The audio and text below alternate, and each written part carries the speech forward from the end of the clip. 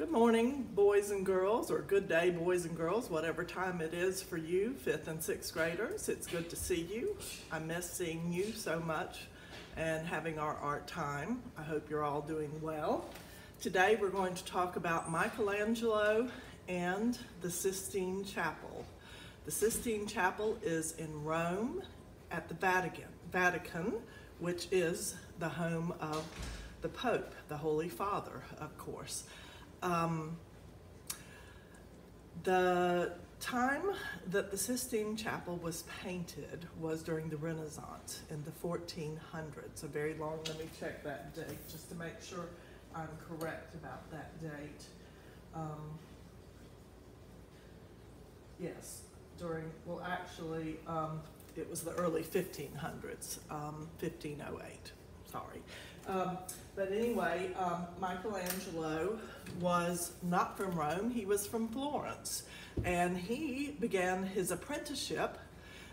He studied or was paid to study with other artists by a very wealthy man called Lorenzo the Magnificent, who was a very rich man who supported the arts in Florence. He basically underwrote the Renaissance, the rebirth of the arts in Italy during this Renaissance time, the 1500s.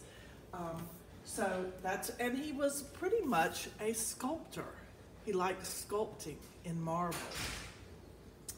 And so when he was asked to do this painting, by the Pope, he was kind of like, I'm a sculptor. Painting is really not my thing. But because the Pope asked him to do something, you don't tell the Pope no. So he went ahead with it. And it was a mighty task. This is a massive, massive building. It was originally a fort. It was built about the time that he was born. And he was about in his 20s or 30s when he did this painting. And I'm going to show you, I've got a book. It's a fairly old book, but it's got a full picture of the whole chapel here and all the panels. I have been fortunate enough to visit the Sistine Chapel. It was in the 80s, 1984 exactly, when I went. The room was very crowded and very hot. I can't say it was a glorious experience. And the chapel had not been cleaned at that point. It was very dirty. And since, they have had a massive cleaning of the chapel, and the colors are much brighter and much more beautiful and much nicer. The colors glow like they did when they were first painted. This actual book is a depiction of the chapel before the paintings were cleaned. So they look a little, the colors are kind of muted and dull. Now they're much brighter and much more beautiful. The Sistine Chapel is amazing for many reasons, but you guys are studying the Sistine Chapel in accordance with your religion, and what the Sistine Chapel really does, and what Michelangelo did, was he took his ability to create beauty to magnify God to the highest. So that's what it does. It shows how man can magnify, show his ability to create something beautiful on earth, to magnify and praise God. Okay, the figures definitely show, and I'll show you some of his figures here. This is, here's the temptation of Adam and Eve, and you see these really brawny, strong figures. And so they really show that he was a sculptor. And so you see those really massive, strong looking figures. So you can really tell that sculpture was his bag. I remember looking at that as a child and being kind of distressed by the serpent in the tree because it had a human body and a serpent tail. That was always a little kind of freaky and scary to me. All right, and then God, of course. So many of us probably, this is when we think of God, this is the guy we think of, that mighty old man in the sky with that big white beard And Michelangelo is the one who painted that image.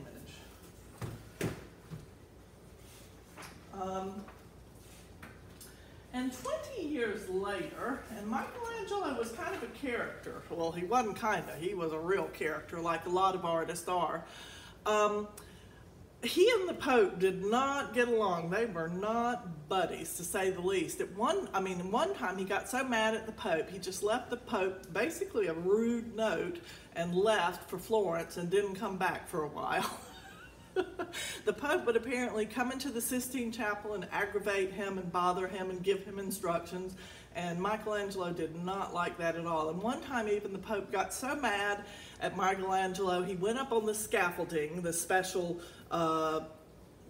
like ladder that he used to get up there high and paint that, and beat him with a stick.